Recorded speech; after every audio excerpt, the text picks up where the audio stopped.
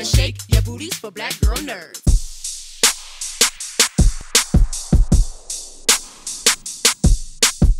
Thank you so much. It is such a pleasure to be with this Emmy Award winning Keke Palmer. Oh yes. My gosh, thank you. I mean, you're already a working woman.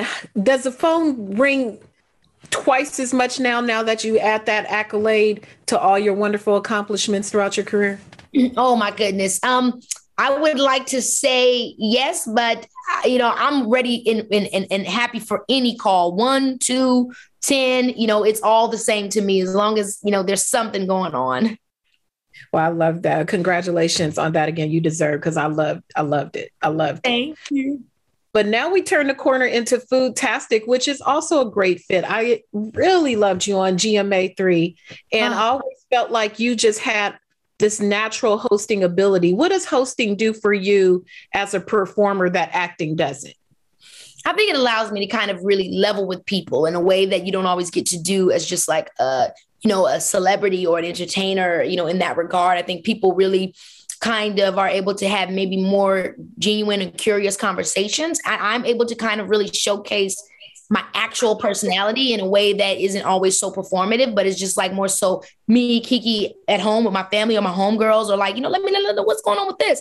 I'm able to really just be myself, honestly. And I enjoy that because I'm naturally a very curious person. And especially when I go to events and stuff like that, like the Met Gala, for instance, I would much rather be going around asking people questions than just being at the event. Like, hey, I'm just here to look good.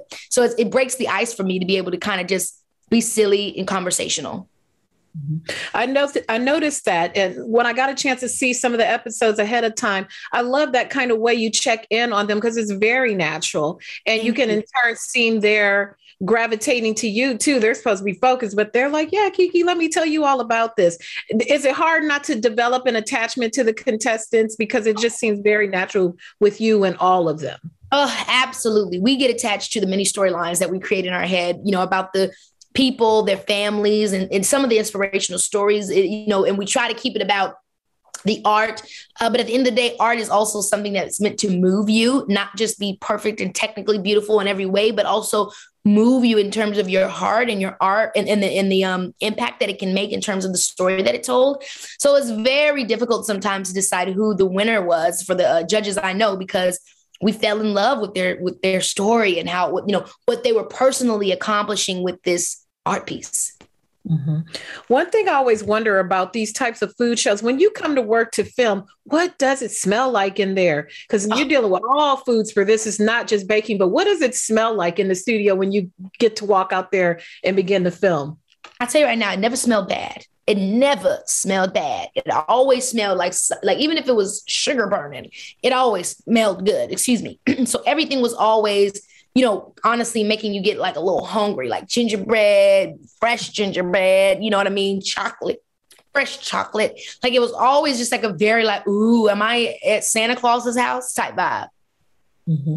I caught you that you have an executive producer credit in the titles there. Congratulations on that. And I liked how the show was structured in the beginning, where it was in episode 1, people will see there's like a show going on within the show. So yes, it gave it almost like a spoofy vibe until we got into the cooking show and saw what it actually was.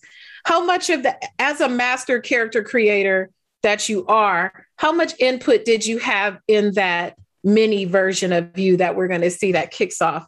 Yes, I created all the voices and the vibes of each and every character, and they allowed me the opportunity to really kind of just be my own and interpret them in the way that I wanted. So I very much so took time to create the voice and the attitude and the difference between each and every one of those characters, and got free range and creative control to do that within obviously the framework of the IP. But, I thought immediately when I came onto the show that was just a cool aspect that I couldn't wait to explore, because I get to be the host, but I also get to take our artists on this road and journey with these characters that are also me, you know what I mean? And still be a part of kind of the Disney IPs in my own creative way. Mm-hmm. Keke, you're so good at this. I love you in hosting roles. And I think about always the outfits, the fashion. People are going to see you looking super duper fly. You always look cute, but they're really going to see you super fly with the hosting and interacting with the judges. When you look at now some of the episodes, what are you most proud of when you look at yourself in that role and just the project as a whole? Oh man, what do I think and what I feel?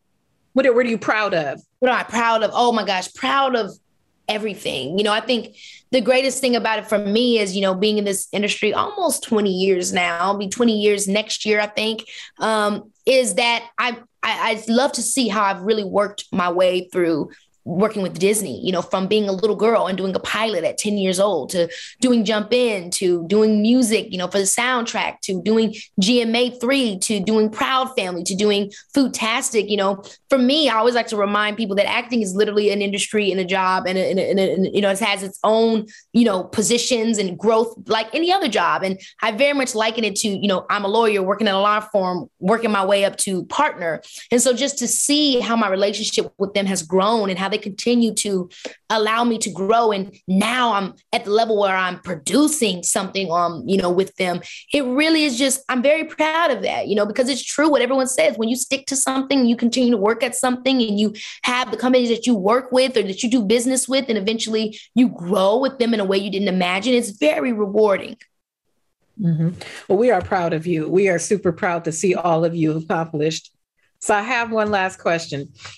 You create viral content, like whether it's something you've said, whether it's a character, whether it's dancing on TikTok. Do you have does a switch click for you when you're creating I think this is it? Because so many people try to force viral moments, but it seems to happen very naturally for you. So is it something that clicks for you that you know this is it? You know, it's usually an emotion and a feeling.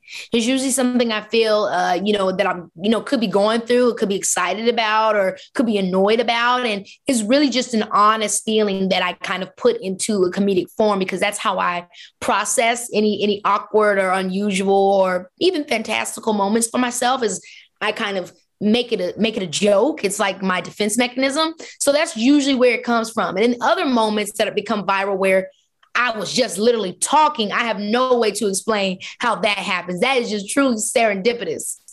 Oh my God. I'm torn now between my current favorites now are the character from Turned Up with Taylor's the blonde hair. That's a favorite of mine. And it's always going to be, I know it ain't the style. Yeah, that's all. It's your girl. Man, Miss Palmer, I love talking to you. I'm so happy for you and to watch your growth. You are so talented and beautiful, and I appreciate your time today. It means the world. Thank you so much. Take care. Take care.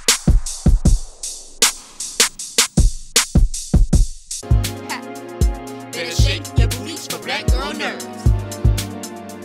Better shake your booties for black girl nerves.